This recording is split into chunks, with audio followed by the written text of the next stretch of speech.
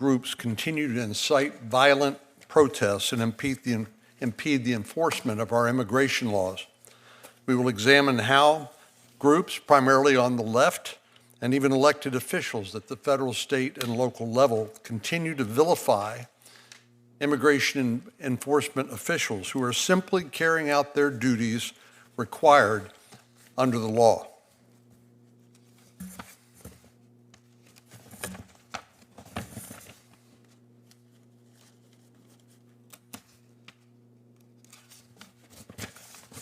We'll discuss how the mainstream media gaslights the public about the true scope of criminal alien activity in the United States.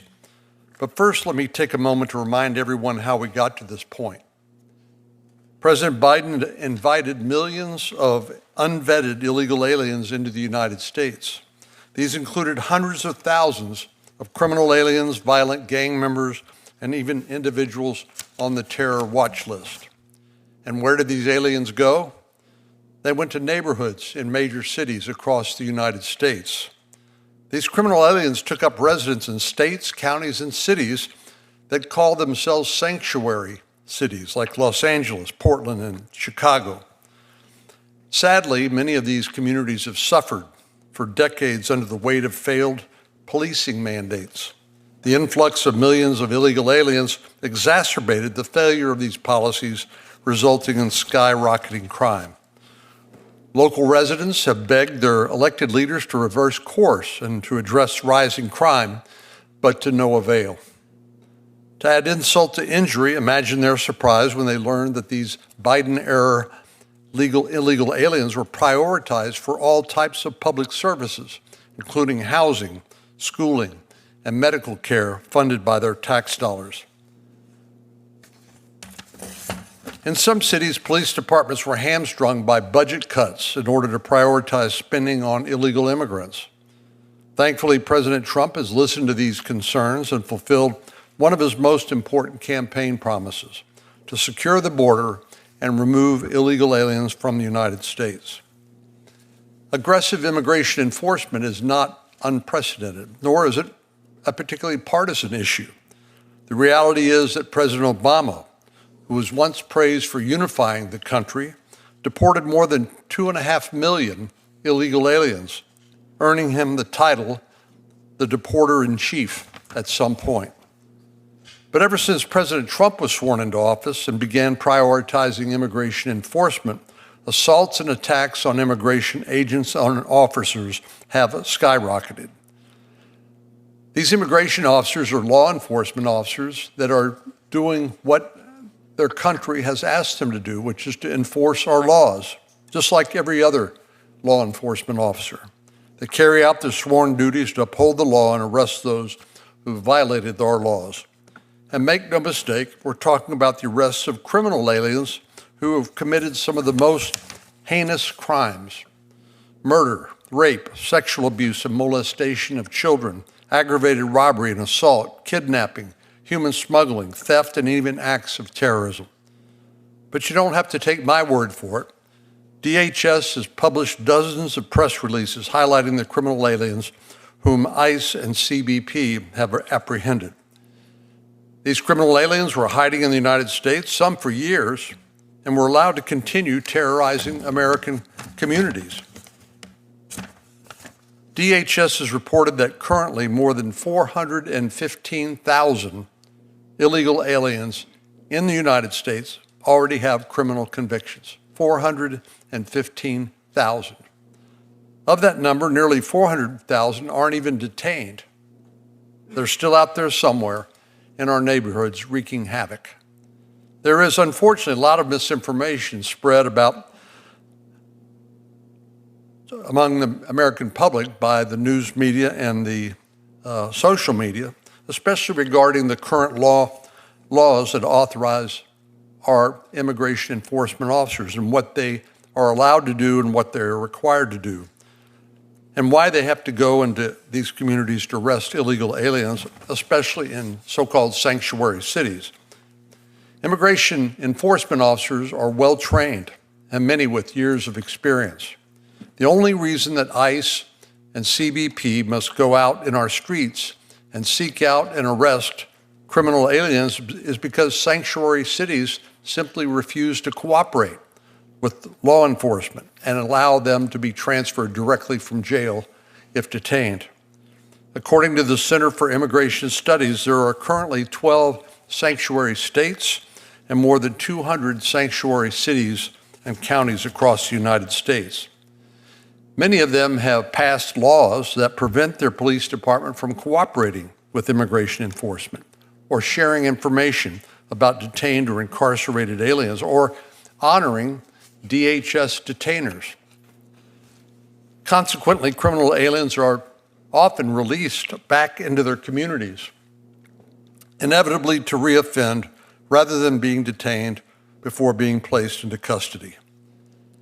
This practice is not only defies common sense, but it makes the role of immigration enforcement officers much more difficult and, in the end, more painful for these communities. The mainstream media, unfortunately, has shown no willingness to educate the public. Instead of reporting these realities truthfully, mainstream media outlets like CNN, MSNBC, and ABC have ignored the real harm that these criminal aliens have caused in these communities and instead directed their ire toward law enforcement. I want to be sure, however, to praise those reporters who do their job honestly, who've called out false statements when they see them on social media or otherwise. That is also an important function of the media, and it does not go unnoticed. Here's one example where Bill Malugin of Fox News points out a social media post depicting an infant with handcuffs on as false, which is, of course, comes from TikTok.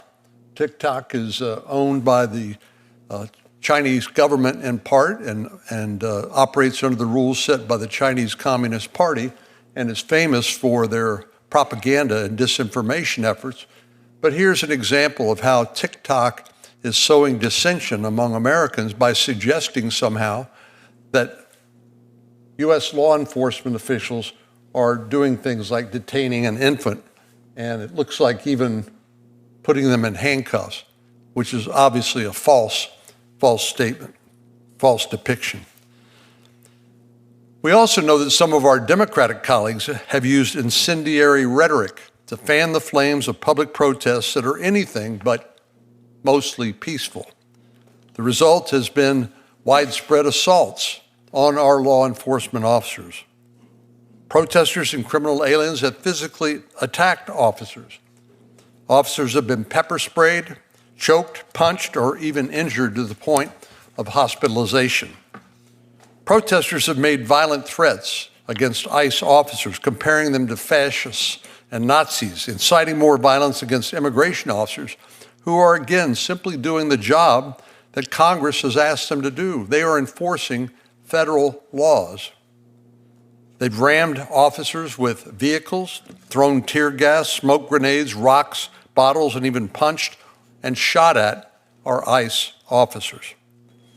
Left-wing protesters have laid down in the road in an attempt to prevent vehicles from belonging to law enforcement from entering or leaving detention facilities and even slashed the tires on government vehicle cars, all to prevent ICE and CBP from doing their jobs. These groups have also interfered with the capture of illegal aliens, including facilitating the escape of a convicted child rapist and an alien convicted for narcotics and weapons possession. Some of these protesters are outright lunatics, and I don't use this word lightly. Anyone watching the news has seen protesters from every corner of the radicals' left base. We've seen everything from straight-up thugs committing physical violence to activists dressed as dinosaurs and rabbits, and in some costumes that I won't even hazard a guess as to what they are trying to represent. We've even seen some dancing grandmas trying to stop enforcement of our immigration laws, one Jane Fonda dance move at a time. 5, 6, 7, now through the grapevine.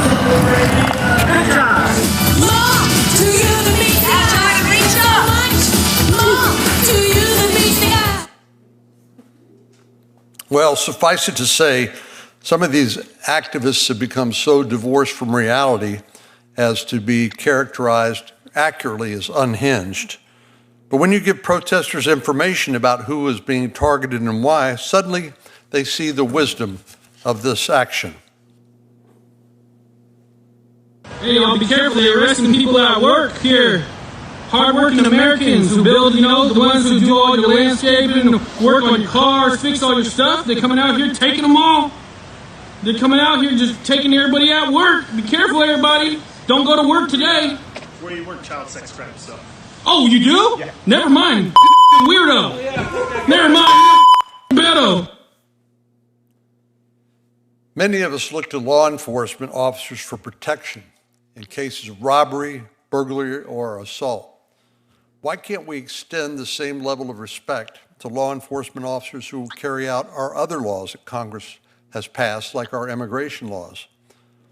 The left sometimes calls themselves the party of the people, but they don't seem to have much regard for their fellow man and woman when they engage in tactics designed to impede ICE and CBP from getting criminal aliens off our streets and out of the United States.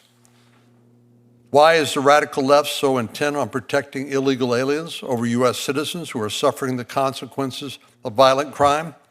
To me, that is the most important question that remains unanswered. I now recognize Senator Padilla, the ranking member. Good afternoon. Thank you, Mr. Chairman. Let me first say that violence against law enforcement is never okay. And I speak for all my Democratic colleagues in the committee and the Senate for that matter in saying so. Violence against law enforcement is never okay. And I will continue to emphasize that as we have in the past. We will today and in the future, if for no other reason, because many of our colleagues on the other side of the aisle suggest and accuse Democrats of believing otherwise. But for today's hearing, let me begin with a very simple question. Why are we here? Are we here truly to conduct oversight and find ways to actually improve the situation and public safety in our communities? Or are we simply here to throw more fuel on the political fire? Today's hearing title tells us all we need to know. Quote, "The Radical Left's Crusade Against Immigration Enforcement." That doesn't exactly set the stage for a productive, serious conversation about how we both protect law enforcement officials and improve public safety. It's the title of the next exercise in Republican political theater. That's really what's happening here. So let me once again say that violence against law enforcement is never okay. But I refuse to sit back as this committee attempts to use or condone the use of law enforcement as a shield for abuses of power by this administration. If today's hearing was indeed a serious effort to protect our law enforcement, we would have government witnesses testifying before us today and fielding our questions as a committee. But that's not the case. If today's hearing was a serious effort, those government witnesses would be providing facts and data behind the numbers that the Department of Homeland Security so often cites to claim an increase in assaults on its officers and agents. But even after repeated requests, months and months of requests from my office and from others to the Department of Homeland Security to back up their claims of is it 500%? Is it 1,000%? Now we're even hearing claims of up to 8,000% increase in assaults or death threats. They've refused to provide them. Mr. Chairman, you're very well aware of this. You and I discussed this last week. And as far as I can tell, they've even refused your requests for data and statistics. Why am I insisting on this? Why am I making this point? Because that data is critical. Not only would it allow us to actually verify their claims, but that data would be critical to informing our policy response. So no, today's hearing is not a serious attempt to protect law enforcement. It's designed to fuel the propaganda machine and encourage even more brutal immigration enforcement operations. It's designed to cover up for the fact that after President Trump pledged to go after the worst of the worst, this we do know from DHS statistics. Over 70% of those currently detained in ICE custody have no criminal record. If they were simply focused on those truly dangerous, violent criminals, there would be no objection, there would be no debate, there would be no discussion. But the reality is far from their claims. At the same time, what we are seeing every day is new acts of brutality and misuse of force in communities across the country. But my guess is that today you won't be hearing about the Department of Homeland Security's violent takedowns of peaceful, hardworking, long-term immigrants who don't have that violent criminal record that the administration wants you to believe. And I'm not just making this up. There's case after case, including a deaf DACA recipient who had his hands cuffed and his phone taken away so he couldn't communicate as he was shoved into the back of a car. You won't hear about the journalists who are threatened and assaulted, one so severely in New York they had to be hospitalized. You won't hear about the clergy being shot in the head with a pepper ball or arrested for attempting to administer the sacrament of communion to the faithful at a detention facility. And you won't hear about the 170 American citizens, there's probably more, but that's what's been documented, caught up in these chaotic immigration raids. American citizens caught up in these raids. Even as Secretary Noem lies and claims to say, when she says that no American citizens have been detained, every week we read new reports about another American who's had their neck kneeled on, their door blown off or their windows smashed, and even a pregnant woman in Florida, a United States citizen who was thrown to the ground during an arrest and who later miscarried. This is happening every day across the country. Masked agents have become so emboldened that even a Reagan-appointed federal judge recently wrote, and I'll quote, "In all our history, we have never tolerated an armed, masked secret police carrying on in this fashion," end quote. Now, this administration ignores the fundamental rights to due process every day as it carries out this authoritarian enforcement agenda, and instead has replaced it with the idea that if you look or talk a certain way, that's enough for you to be detained or even deported before you have a day in court. That's not just morally wrong. It's an attack on our fundamental liberties and the rule of law in the United States of America. But again, Republicans don't want to discuss any of this. Why? Out of fear of crossing the president and his outraged machine? Americans have had enough. They're sick of masked agents disrespecting daycares, schools, and churches, disappearing loved ones, and intimidating our communities. Americans are demanding that we do something. So, Mr. Chairman, it's clear to me that this hearing will not be a serious or constructive conversation. And for that reason, I refuse to give oxygen to the fire of disinformation and propaganda that this hearing was set up to ignite. And I refuse to be part of this charade. Well, Senator Padilla, I think you say we're not discussing a lot of those items, but I think you just raised a lot of interesting questions that I'd be happy to discuss and ask questions of the witnesses and get their views. This is not necessarily the only hearing we're going to be having on this topic. And I think given the fact that there is so much disinformation, it's important for us to get the facts and not just rely on misinformation, which seems to be rampant. I'll proceed to introduce the witnesses. The first is Sheriff Roy Boyd of Goliad County, Texas. Everybody who knows a little about Texas history knows the importance of Goliad and the Texas Revolution. Goliad's in rural South Texas with a population of around 1,000, situated halfway between Houston, and Laredo along U.S. Highway 59. Sheriff Boyd's been a peace officer for 31 years and retired from the Victoria Police Department and Victoria Sheriff's Department before becoming the sheriff of Goliad County. Sheriff Boyd also worked as one of the co-leaders on Texas's Operation Lone Star. Mia Cathell is an investigative journalist at the Washington Examiner, tracking activist movements in the U.S. and civil unrest across the country. She closely monitors mobilization strategies, funding sources, and the ideologies driving political violence.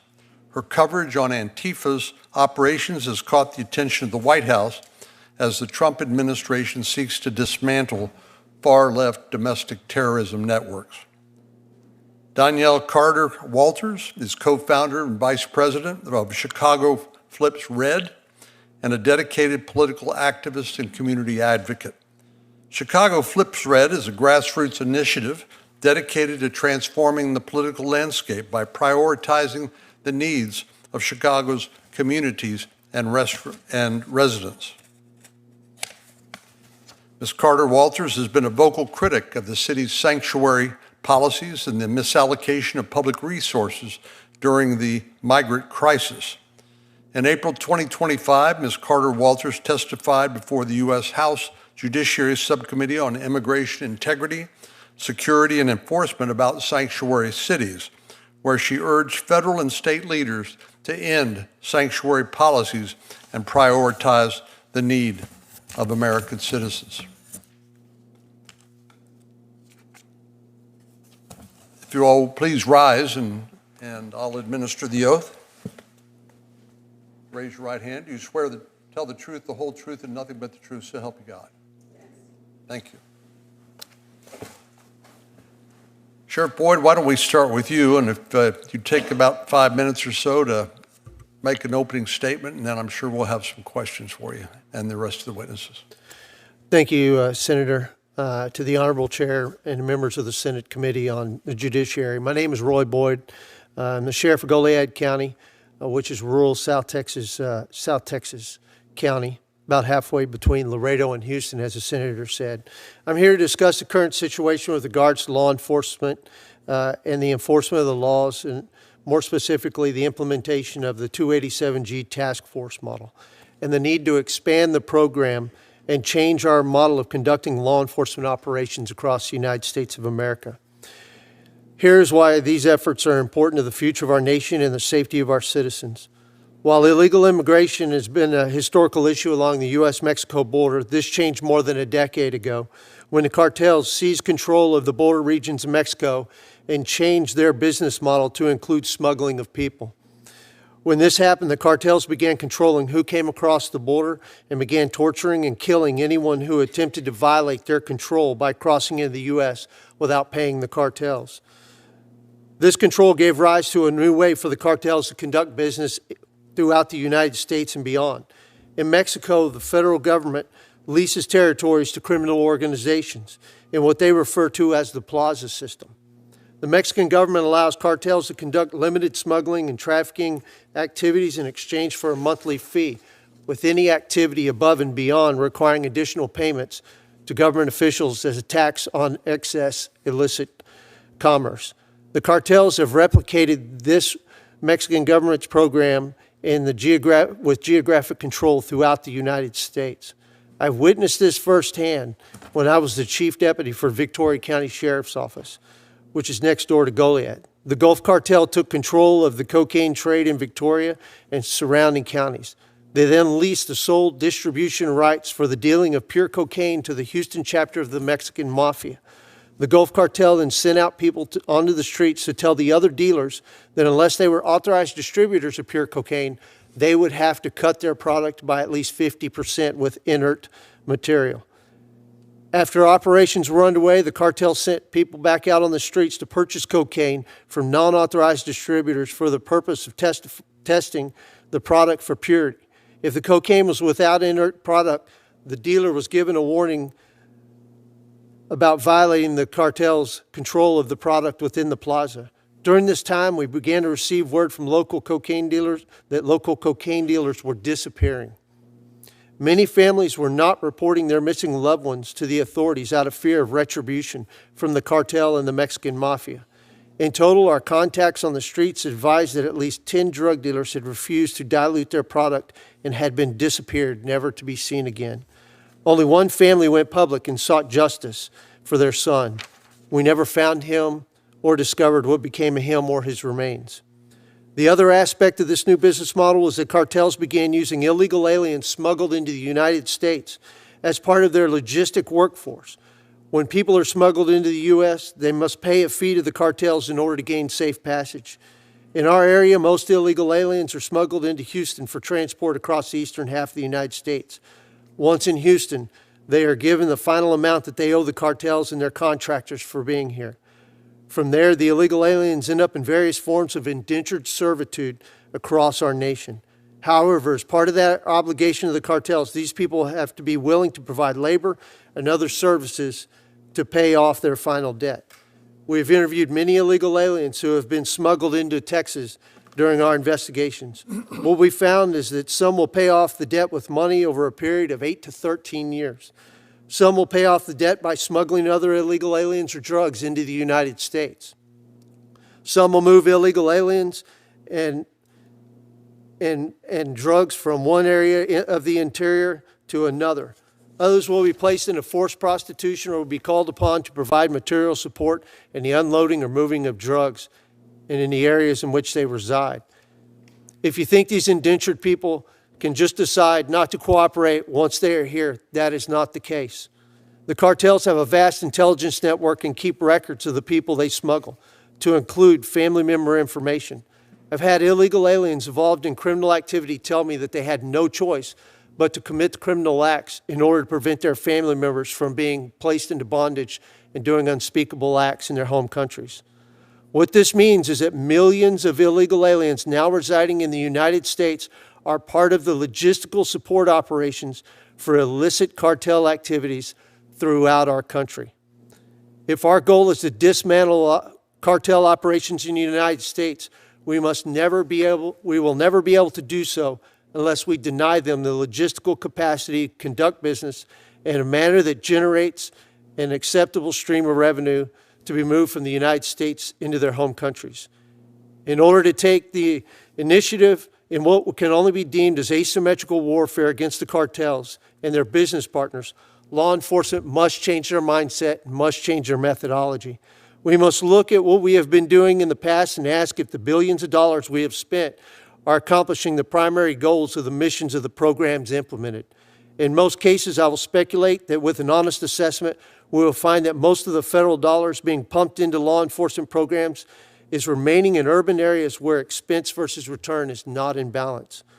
According to ICE.gov, as of November 14th, 2025, there were 1,167 local and state law enforcement agencies in 40 states that had signed memorandums of agreement for at least one of the 287G programs.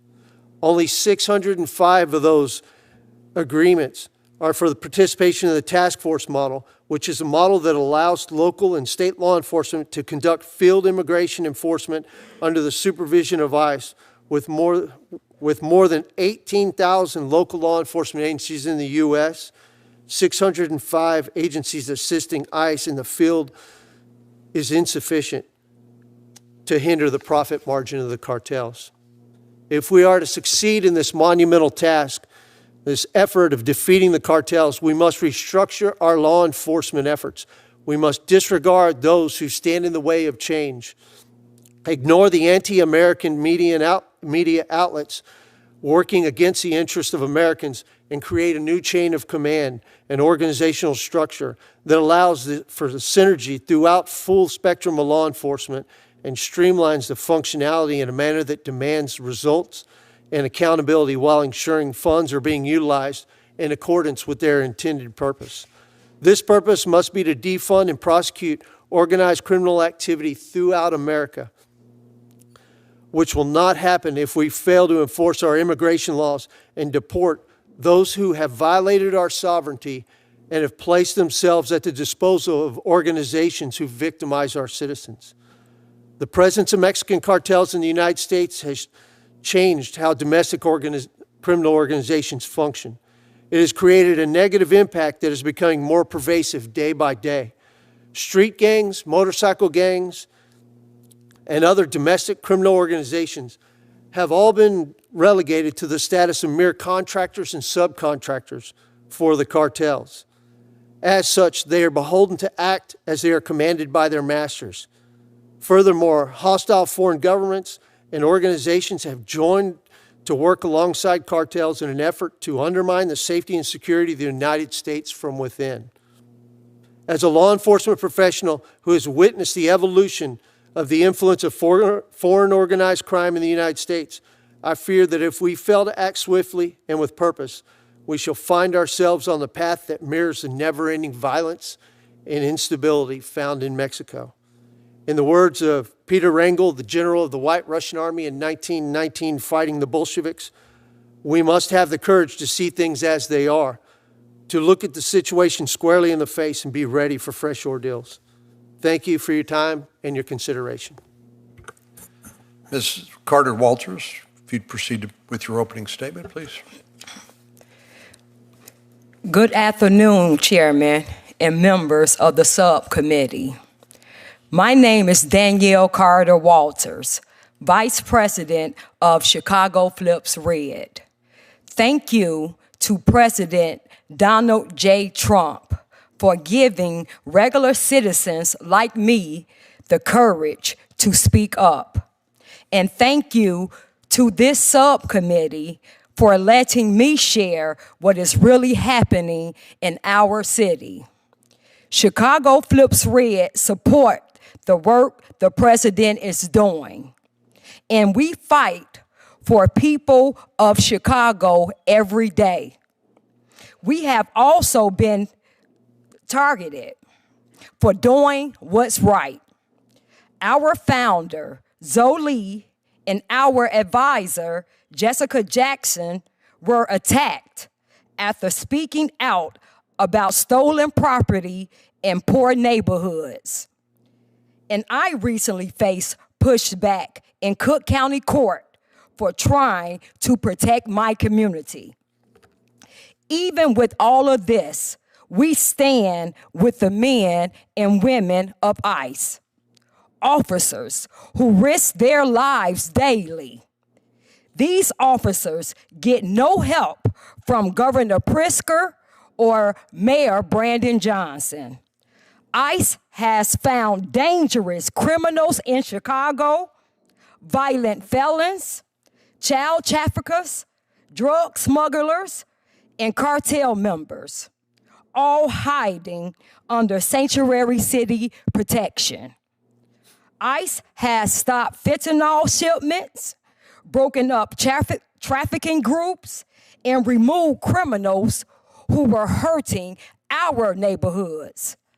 This work is especially needed in the Black communities that are still recovering from the crack and the AIDS crisis of 1980s and from the damage caused by the 94 crime bill orchestrated by Jim Crow Joe Biden and put into law by Bill Clinton. But instead of helping ICE, our state and city leaders block them. They refuse to share information, ignore detainers, and even threaten to arrest federal officers for just doing their jobs. Some judges have also joined in. They have made unfair rulings meant to scare ICE agents.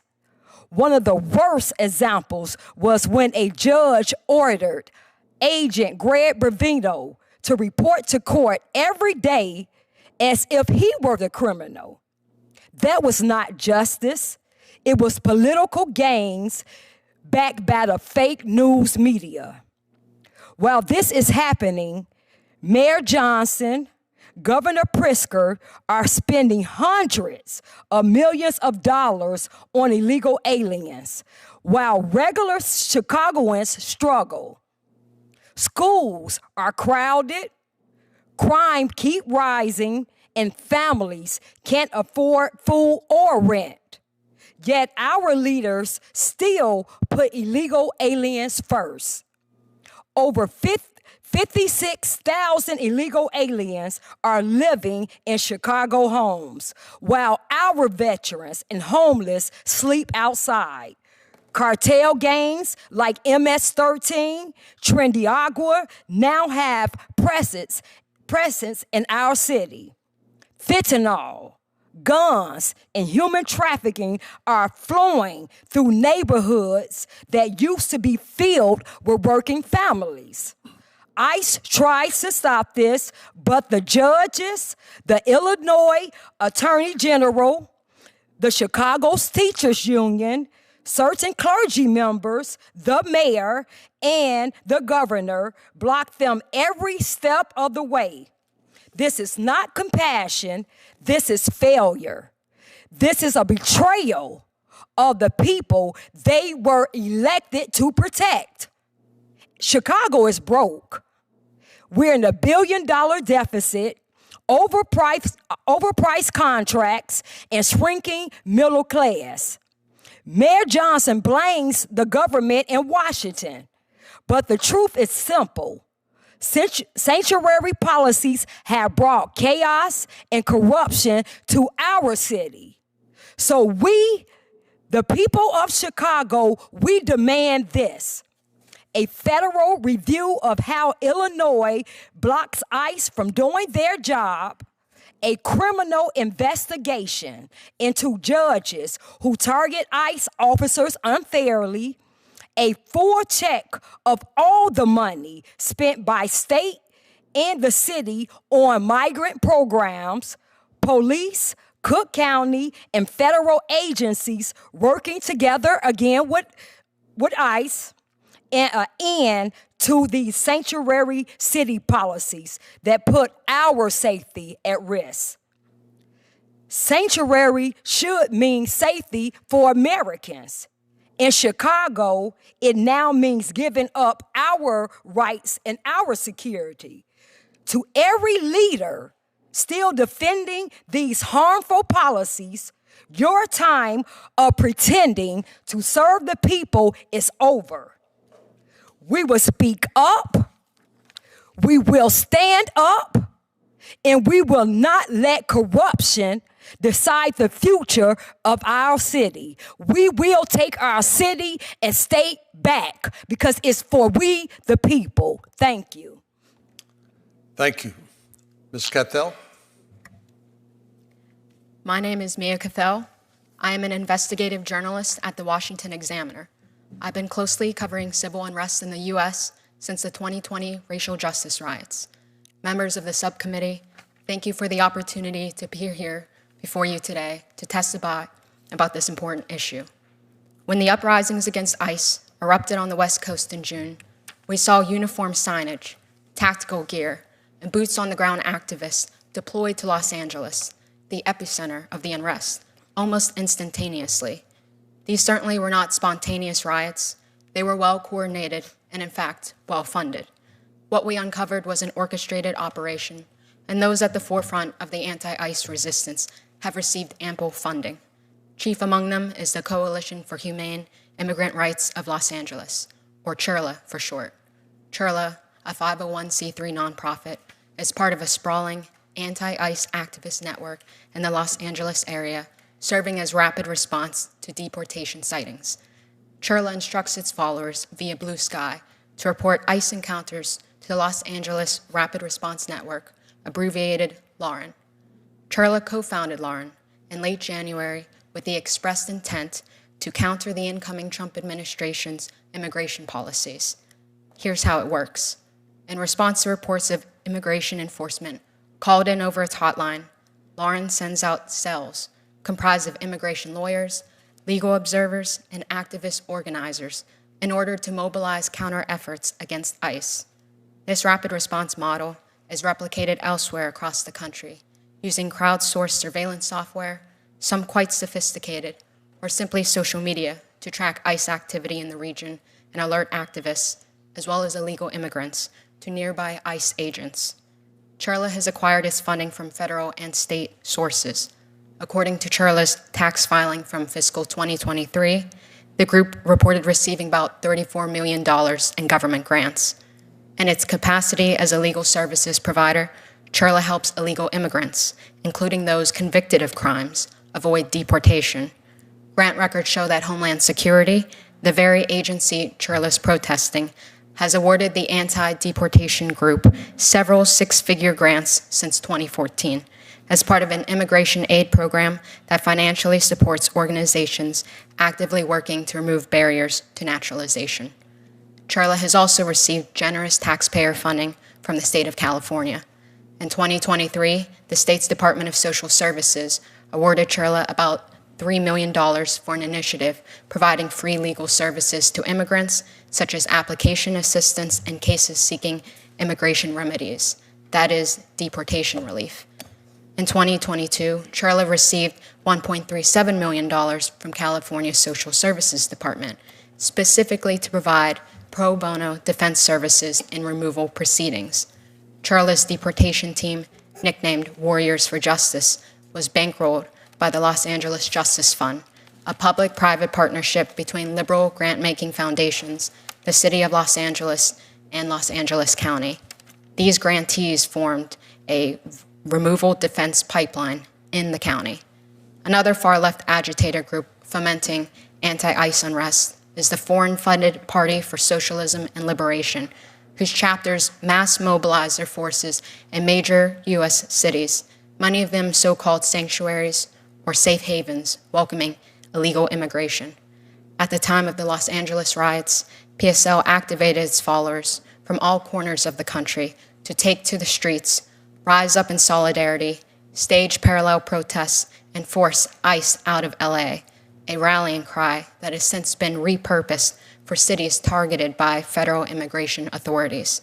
PSL's San Antonio arm explained to local press at the time that the more cities that oppose ICE operations through these pressure campaigns, the more difficult a federal crackdown becomes. PSL chapters, such as the ones operating in Washington, D.C. and Milwaukee, continue to convene ICE out rallies to stop the raids. Most recently, PSL led an emergency march in Charlotte, where activists were seen waving Mexican flags to drive out Border Patrol and, quote, defeat the deportation machine. PSL Charlotte began circulating call to action material days before Border Patrol made landfall in North Carolina. A coalition of local and national organizations sponsored the protests, including 5051, one of the organizers behind the nationwide No Kings movement. Left unchecked, these powerful actors work in tandem to advance agendas harmful to the safety and security of the nation. Their shared objective is to obstruct the enforcement of U.S. immigration law, legislation that Congress enacted. Simply put, the men and women of ICE are law enforcement officers tasked with carrying out their congressionally mandated duties. They are under increasing threat of targeted attacks and hostile demonstrations that often devolve into violent clashes. At this rate, I fear more political violence is to come unless federal officers take further steps to protect our federal officers. Thank you. Thank you very much. We'll have a round of questions, and looks like our Democratic colleagues are boycotting the hearing, so Senator Moody and I will have a chance to ask questions we'd like, and I think there's a lot to cover. First of all, Sheriff Boyd, I know you were very active as a leader of Operation Lone Star in Texas. Would you describe what that is? So in the state of Texas, you have Operation Lone Star, which is a state-initiated program that helps to focus state law enforcement to go out and to conduct anti-smuggling operations and to help secure the border in Texas, to provide assistance to our Border Patrol. And that's been going on since about 2021. But then you have the Operation Lone Star Grant, which is a grant from the state of Texas that provides funding to local agencies such as ourselves in order to pay for overtime and equipment needed to go out and combat transnational criminal activity across the state of Texas. And then what we have formed is the Operation Lone Star Task Force, which is now at 61 agencies across the state of Texas. And we come together and we work in unison with our partners at ICE, Border Patrol, Homeland Security, Texas Department of Public Safety, and Texas Parks and Wildlife, and of course, the Texas Department of Agriculture under Commissioner Sid Miller. And we go out and we help conduct enforcement operations to help secure Texas against the criminal predations of foreign entities. Well, Sheriff, can you explain for people who are listening why, if these are federal immigration laws that are being violated by people illegally entering the country, why is it necessary for local and state law enforcement to work alongside of Customs and Border Protection, the Border Patrol, and ICE to deal with this problem? Just to give you a little bit of perspective, so during the first Trump administration, the Goliad County Sheriff's Office on average arrested 77 people a year. In 2021, we arrested 252. We thought that was a phenomenal number. How far are you from the border now? 180 miles. Okay. Halfway between Laredo and Houston. Okay. So from there, by 2024, we arrested 502 people. It climbed every single year. It now is on the path declining since the second Trump administration has come in. But the problem is that we have allowed tens of millions of people to come into this country illegally, and they are all beholden to the cartels, and they are moving around. And there's no way for our federal partners to be able to tackle this monumental problem without the assistance of local and state law enforcement. And as a law enforcement official, it is my duty to stand up and make sure that the citizens of my community and my safer state. And as part of that, I am there to help the federal partners that we have to achieve the goals given to them by the duly elected administration under President Trump. And of course, that job's even harder when the federal government's policy is basically not to enforce immigration laws, correct? That was exactly why we had the problem under the Biden administration in the first place, because the laws were not being enforced, and so we were being overrun by transnational criminal activity being directed by the cartels.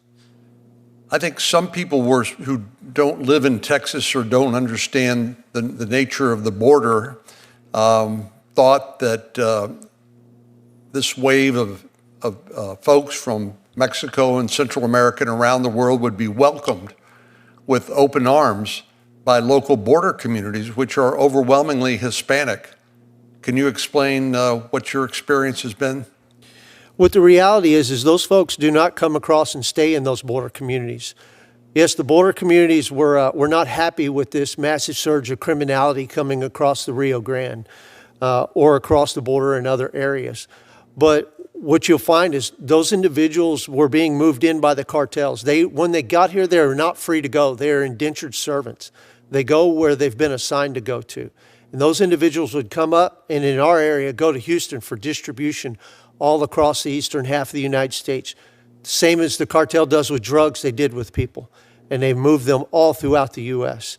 And so it's not so much a border problem, which is part of the problem we've had, is describing it as a border problem. The real problem is it's now a problem for the entirety of the United States of America, thanks to the tens of millions of people allowed to come across under the previous administration. So is it fair to say this is a problem that is not limited to the border, but extends throughout the country? This is a national security issue of the highest level, sir. And it is coast to coast, border to border. So Ms. Carter-Walters, we're going to get to her in a minute, and Ms. Cathell, because there's a lot of questions I want to ask. I'm sure Senator Moody does as well. But one of the things you talked about, or that was mentioned, is so-called sanctuary cities don't cooperate with federal law enforcement officials. And my understanding is the Department of Homeland Security will issue a detainer on illegal aliens in the Goliad County Jail or any other jail. And in those jurisdictions where they do cooperate with federal law enforcement officials, the transfer of those individuals can occur there in the jail, and ICE isn't relegated to raiding populations in other places. It can happen on a much more orderly way. But You mentioned the 287G agreement. Could you describe that further? So under the 287G program, which provides limited federal authority to local law enforcement after we've received our training on it, you have three different programs. You have the jail enforcement model, which is that allows us, if we arrest somebody on a state offense and they come into the jail, that provides somebody who has been trained access to the database in our jail to find out if that person who's already in jail is in this country legally or illegally. And there's a system we go through, and ICE verifies everything. The next program, which is what you were talking about, was the warrant service model. It's a warrant service officer model, which may sound like you're going out and knocking on doors, but that's not the case. What it does is it grants those who are trained in the jail the authorization to transfer somebody who's in jail on state custody from state to federal custody at the request of ICE. It also allows us to transport them from a facility that is not a contract facility for incarceration to another jurisdiction that is a contract facility for incarceration for federal crimes. The last program is the task force model program.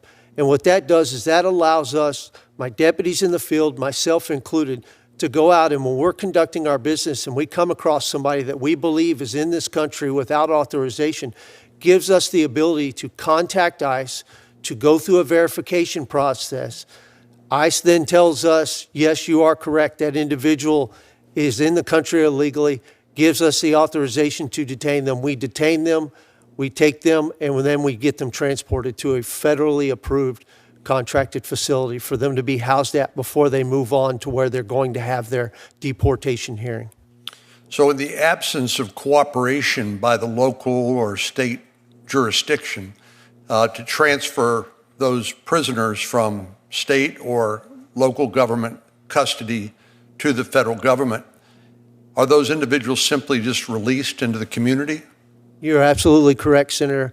In those jurisdictions, which we refer to as sanctuary jurisdictions, those individuals then, once they make bond on their state charge, they're going to be allowed to return back out onto the streets within that community. If you're not part of the task force model, it may stop you for not having, for having a violation of traffic enforcement. And just because you're in this country illegally, you'd still get released and be driving around on the streets of America, even though you're not supposed to be here. Thank you. Senator Moody? Thank you, Senator Cornyn, and thank you for holding this hearing. I think one of the biggest mistakes we could make right now in the history of our country is to not examine this pattern of completely ignoring our laws under one administration, and in fact, not only emboldening and permitting, in fact, funding anarchist behavior under one administration. And then when an administration comes in to try to right the ship, restore the country, repair the damage, we get behavior that is not only obstructionist, subversive, but illegal, all in the name of what? For the life of me, if we want to ensure the devolution of our free state, our free nation, a nation under a rule of law, this is the quickest way to do it. And shockingly, we have not only funded and permitted this type of behavior, we now have lawmakers in Congress, senators, complicit in this, advocating it. As of yesterday, they were putting out a video encouraging government officials to ignore orders. Our enemies, our adversaries across this world are laughing at what is happening right now. And not only are they doing this and encouraging the behavior, they are obstructing us and trying to fix this every step of the way. And it's not just happening in our cities. They just shut down the government for 43 days. Shut it down. And at what point are Americans going to catch on and understand that these are not lawmakers of yore? These are people that are here that do not in any way, shape, or form want our country to continue as the country it was founded to be 250 years ago, a nation under a rule of law made by the people, the people's law, and every time they're ordering a government official to ignore it, ignore orders, they're telling them, ignore those that were elected by the people, ignore the law of the people. And so somebody in this place has to call that out, because that is the quickest way to lose this nation. And I want to say thank you for being here today and testifying. We have a law enforcement officer that was on the front lines and saw, I was the Attorney General of Florida, and when the sheriffs came to me and said, the Biden administration is telling us to release people here illegally that are in our jails, they've committed crimes, and instead of taking them from us, as they are required to do under the law, and deporting them back to their home countries so that they can't continue to victimize Americans, they are telling us to release serious felony offenders back into the communities. And so they had to, because Biden was not following the law. And that happened time and time again. Drug traffickers, burglars, people, and did it shock the nation when we kept seeing crimes being committed? If they were paying attention, it shouldn't have, because the sheriffs and law enforcement officers around this nation were being told by the Biden administration to push them back into our communities. Let me tell you another thing that I had to file suit on to get information when we found out. Historically, when we picked up people internationally that were trafficking drugs, killing Americans, when they were brought to our country to be prosecuted and put in prison for that, as soon as they served that sentence, they were deported because they were picked up in international places, because they were drug traffickers. Who would have ever released them into our country when their only skill is drug trafficking in the middle of a drug crisis? Oh no, the Biden administration did. They started taking federal prisoners in federal prisons for drug trafficking here illegally, and instead of deporting them when their sentences were over, they released them back into your communities in America. And their only skill was pushing drugs into your communities. That's their skill. So thank you for testifying as what was happening. Now we have agents being directed, rightfully so, by this administration to go into communities and arrest those people that are here illegally, that have been committed crimes, many that were forced to be released by the Biden administration. And this is what we get. This is what we get. People threatening, harassing, victimizing law enforcement, trying to go out and arrest those people that the Biden administration pushed into your communities. And it wasn't just when they emptied the jails into your communities or they emptied the federal prisons into your communities. They kept letting everyone just walk into our country, hundreds of thousands of people every month, and push them in mass quotas to release into our country. They called it their discretion to parole. No vetting done. They kept saying, there's nothing happening at the border. Our border is secure. They testified to Congress under oath that our border was secure. And then they blamed Congress that they couldn't do anything else. How long did it take for President Trump to shut down the border? They've released 0 in the last 6 months. Compare those same 6 months to the Biden administration, hundreds of thousands of people pushed into our country, barely vetted. This is what's happening when we're trying to make sure that our communities are safe. That's why I'm introducing an act called the HALO Act, which would give these men and women who took an oath to protect our communities and put American safety ahead of their own, a buffer zone while they do their jobs. They should not have to tolerate this.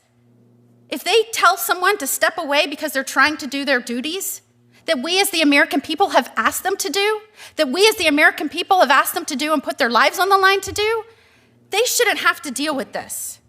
And I hope every single one of my colleagues understands that without men and women that take that oath and serve on that very thin line, we don't have a country under a rule of law. We ask them to do incredibly dangerous jobs. We could give them the space to do it. I also believe there is absolutely no way that these groups should be funded with American tax dollars. Talk about our adversaries laughing. It's like pouring acid on the fibers that bind us together as a nation, that create that strength. We're now going to take tax dollars and weaken that, going against the men and women trying to ensure safety, funding the people that are threatening and harassing them. Ms. Cathell, I thank you for your testimony. And what you've said today is that American tax dollars have gone to this subversive network. Is that correct? That's correct. And Ms. Carter-Walters, what you're saying today, and thank you so much for being here today, I have often said that the very people that the folks across the aisle profess to want to protect are the very ones they are hurting with their insane, undermining policies. And it is so refreshing to hear someone, a resident of a place where this is happening, speak out and said, if they were looking out for Americans, the country that they swore to come in and represent the people, and not the criminals, this country would look very different. Thank you for your bravery and your courage to come here today. I don't know if that makes you any more popular in your community, but you're certainly representing what our founders imagined for a nation under a rule of law. And I am grateful to you. Do you believe that federal funding should go to states and cities that are sanctuary cities that refuse to enforce the law and refuse to work with federal law enforcement? No, I don't believe that. And I just want to say it's not surprising that we don't see no Democrats here, because that's what's happening in Chicago.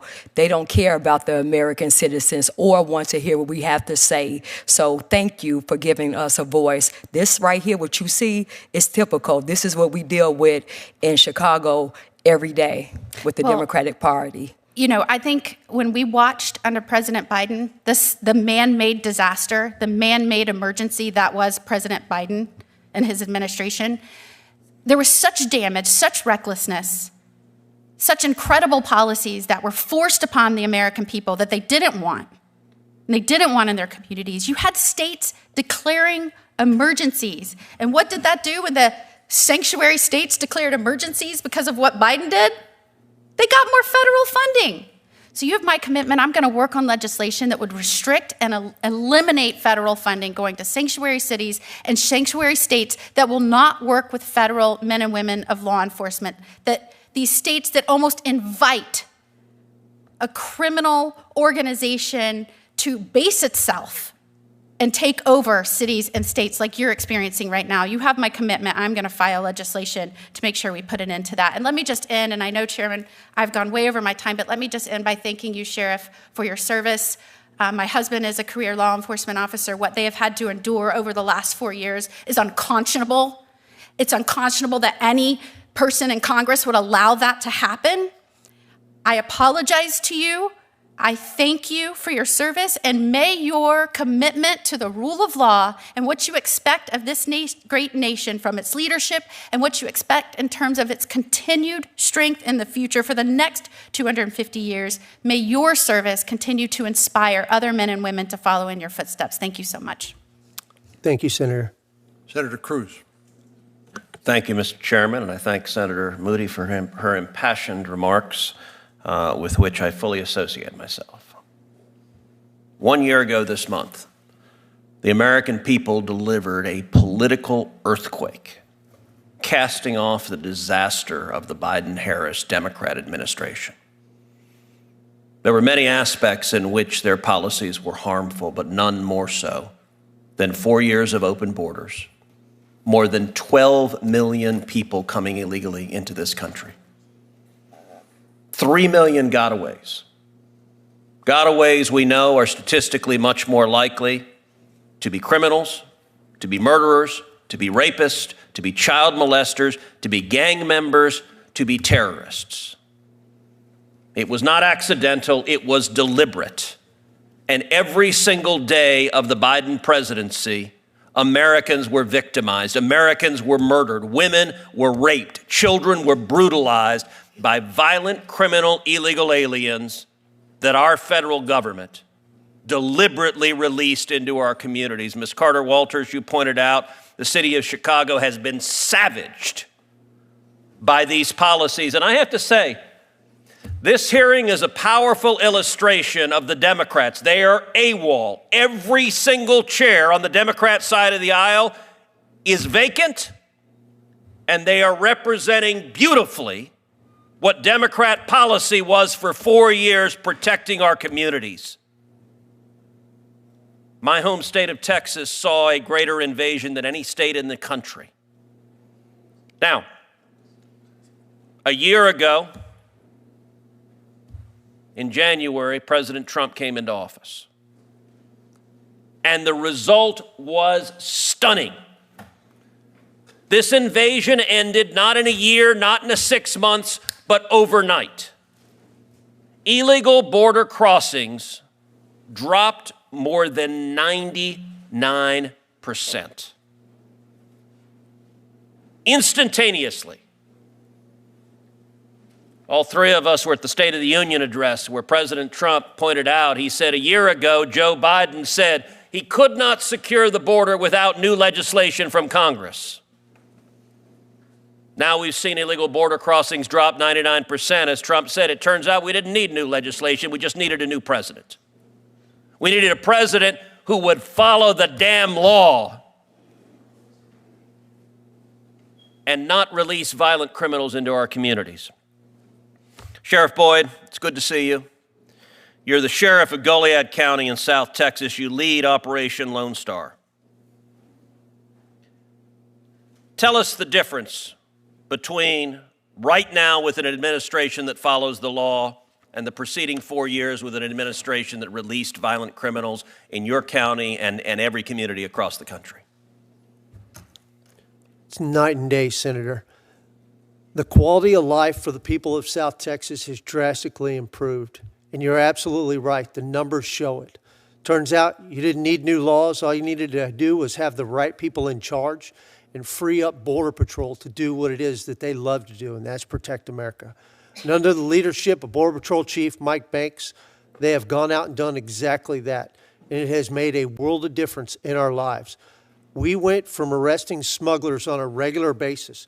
In my small rural county, we arrested from 2021 to 2024, we arrested 98 people for smuggling and over 120 people for engaging in organized criminal activity directly tied to the Mexican cartels. We're no longer catching people for smuggling because it's hard to smuggle what Border Patrol won't let across the river. For the first time in modern history, for the past 6 months, not a single alien apprehended at the border has been released into the interior. Sheriff, has the zero release policy dramatically reduced the burden on your deputies and on your county? Yes, sir, it has. ICE conducted over 100,000 arrests. Arrests of murderers, of rapists, of child predators, of gang members.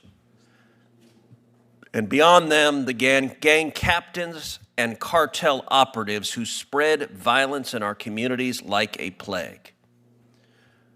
We are systematically apprehending the predators who roamed free deliberately under the Democrats' policy. Sheriff Boyd, in Goliad County, is your county and is South Texas safer with these arrests and these violent criminals being deported? It is. In the last 3 weeks alone, we've been working a joint operation with ICE and Border Patrol. We've picked up 54 people detained for ICE that were in this country illegally. 11 of those had a criminal history here in the United States of America. 9 of those had been previously deported. And so it has made a world of difference. We've focused from what's coming in to getting what's already here and getting it out. You know, and I got to say what is amazing. A year into it, the Democrats could have come together and say, you know what, we heard the American people at the ballot box a year ago. We heard that they didn't like violent criminals being released in our communities. They could have showed up at this hearing and said, okay, it was a mistake to ignore federal immigration law and release criminals. You know what they did instead? Instead, the Democrat base is protesting right now for open borders. Is saying, we want to go back to open borders. We want the invasion. Put the next poster up. We want the invasion to come back.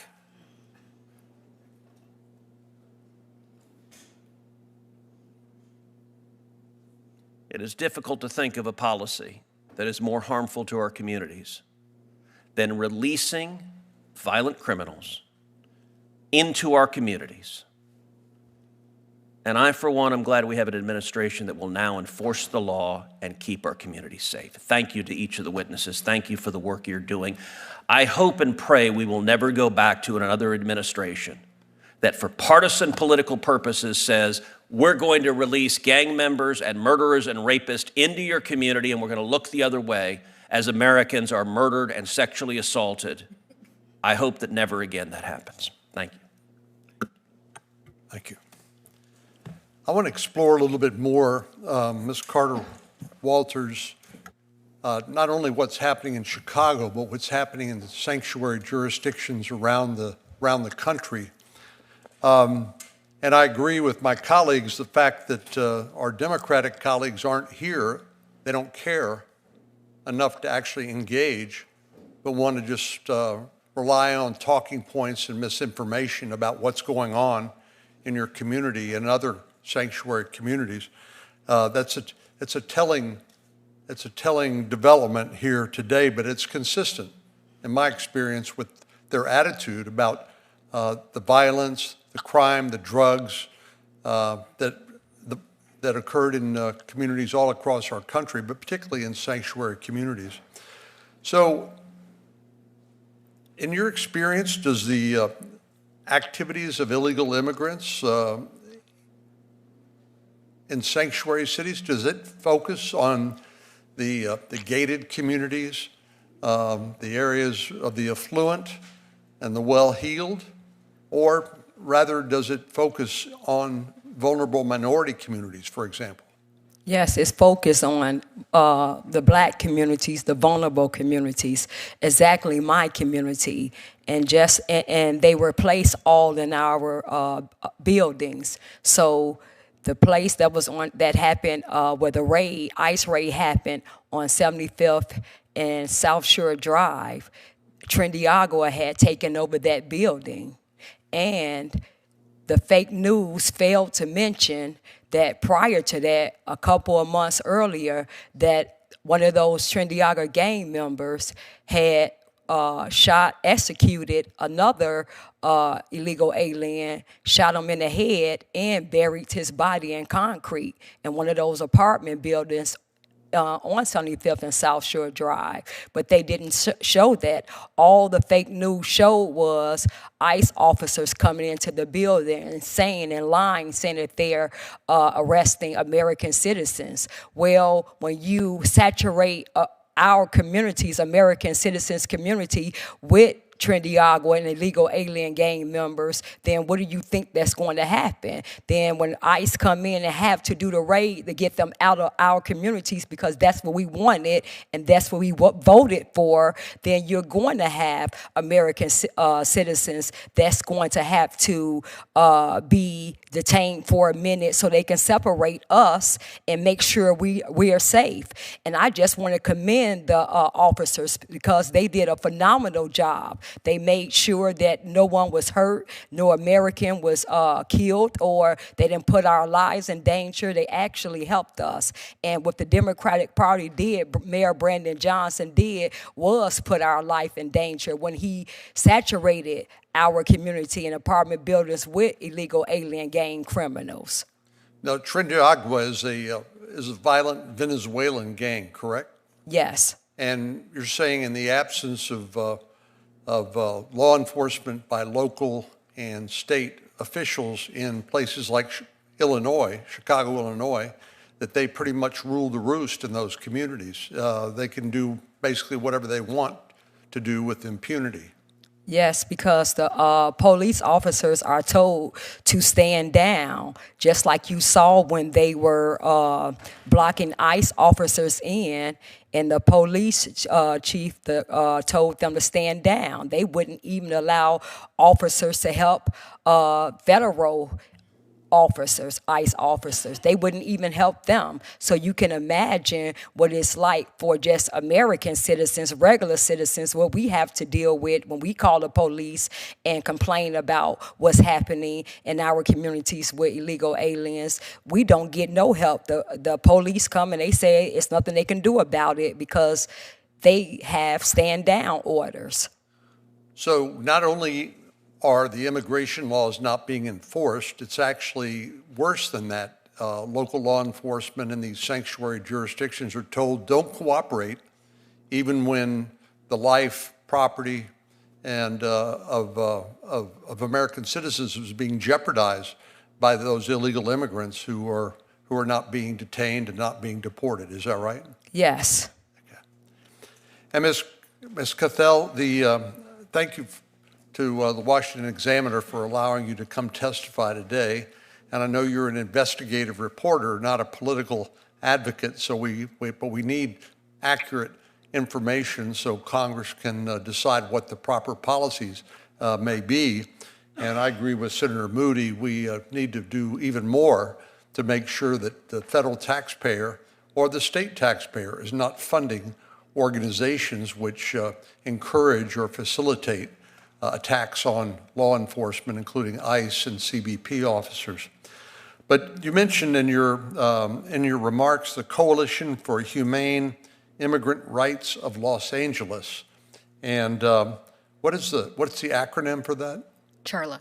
Okay, and it sounds like a pretty benign organization, but how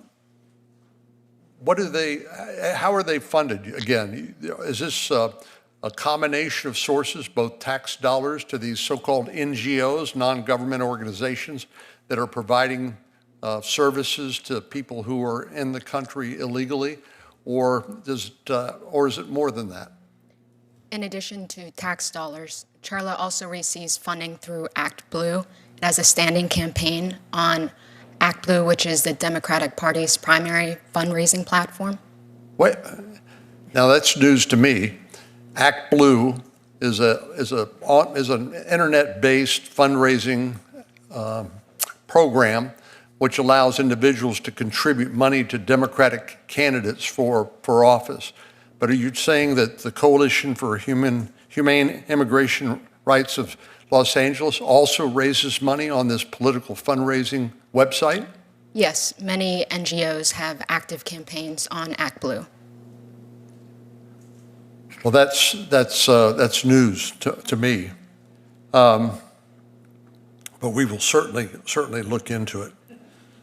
I think, Sheriff Boyd, let me go back. Even though, as Senator Cruz pointed out, the border is far more secure than it has been in years, there's still a lot of people in the country that don't belong here because they've simply thumbed their nose at our laws and committed various offenses against American citizens and even other illegal immigrants who've been in the country.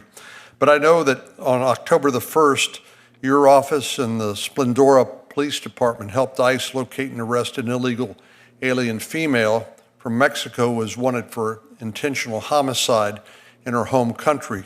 Could you talk a little bit about that particular case? I think it's a matter of public record, so maybe you can just fill in some of the details. Yes, sir. We sent some of our folks up to assist ICE in the Houston office to go out into the field and help them out with conducting investigations and identifying and tracking down people that are in the country illegally. One of the individuals that they wanted to track down was a female from Mexico who was wanted for homicide. If I'm not mistaken, she murdered her boyfriend in the front yard of their house. And she had escaped to the United States of America to avoid prosecution. She was here for some time, and in 2024, she was actually apprehended, but the Biden administration ordered her to be released back into the United States instead of deporting her for the Interpol warrant that existed for her murder. Now, why would they do that?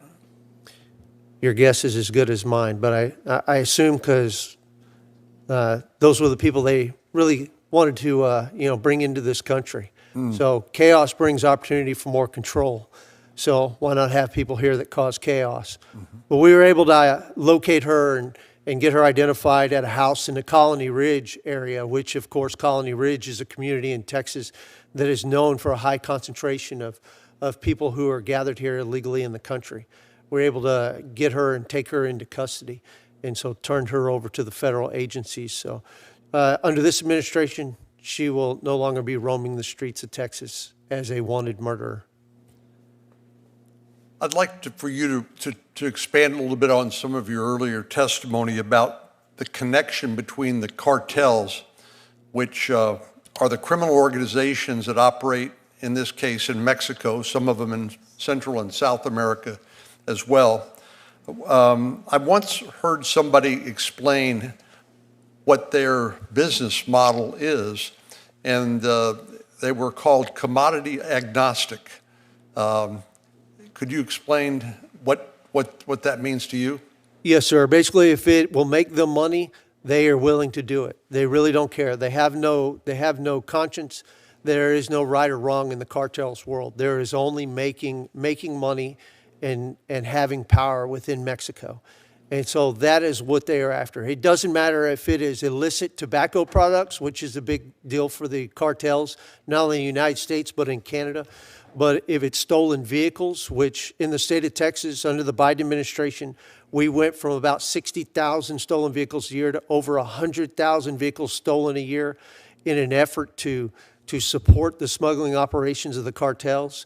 Doesn't matter if it's drugs, if it's people, whatever is going to make them money is what they're going to do.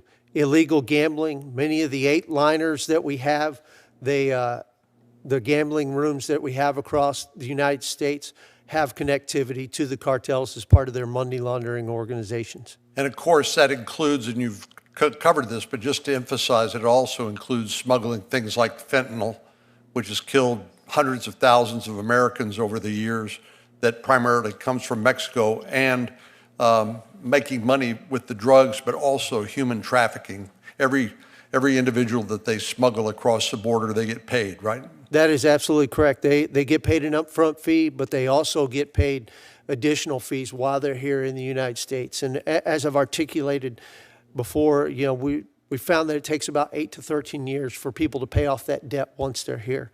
One of the things that Senator Moody touched on was about our enemies laughing at us.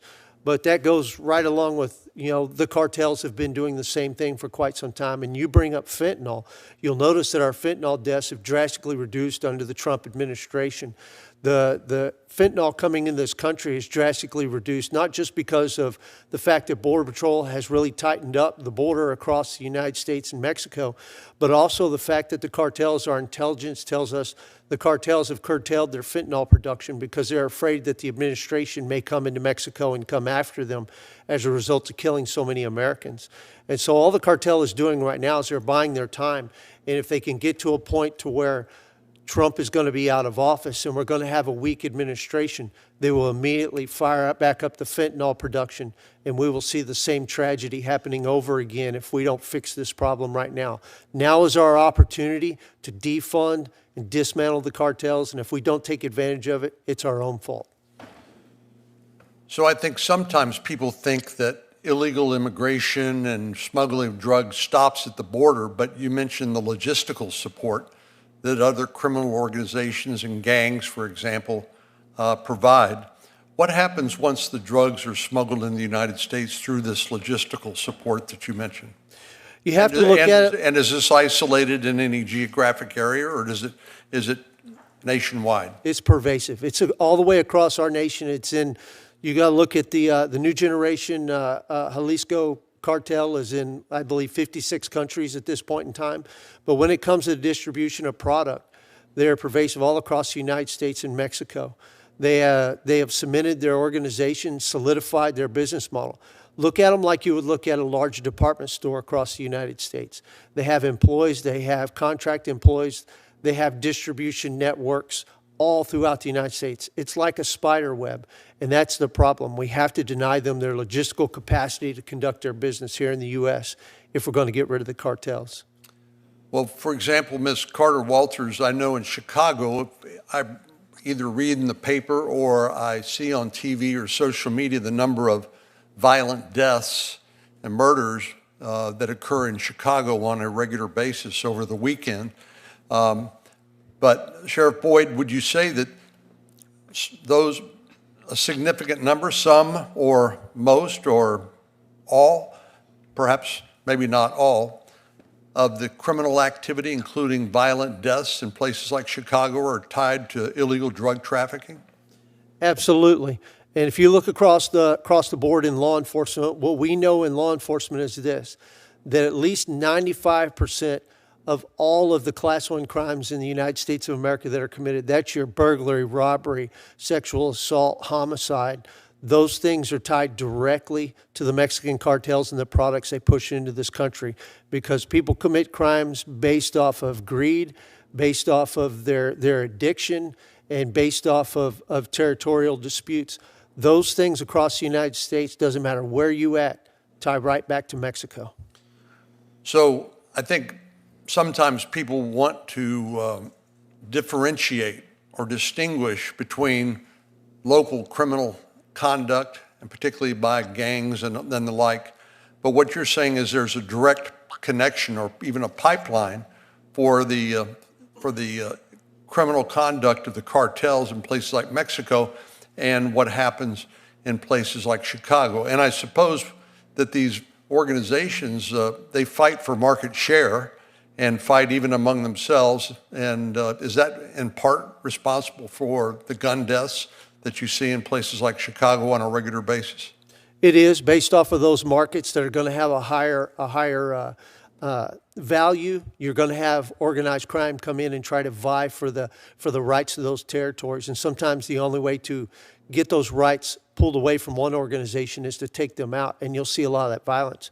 But like I said, that crime is tied directly back to Mexico. If somebody breaks into your house tonight, they're probably trying to feed an addiction probably to drugs that they got from a dealer who works for an organization that is a subcontractor for a contractor that works directly for the Mexican cartels. So most of our major crime leads right back to Mexico. So you really can't separate domestic crime and law enforcement from what's happening at the border and by virtue of these criminal organizations that we call cartels. They are one and the same. Well, let me thank all of you for your willingness and courage to testify. You can tell that this topic is not universally popular because sometimes the truth hurts. People don't want to hear it. And rather than engage in reasoned debate and discussion and trying to drill down to what are the facts and what are the is disinformation, they just decide to ignore it altogether and stick their head in the sand. And unfortunately, you've seen some of that here today.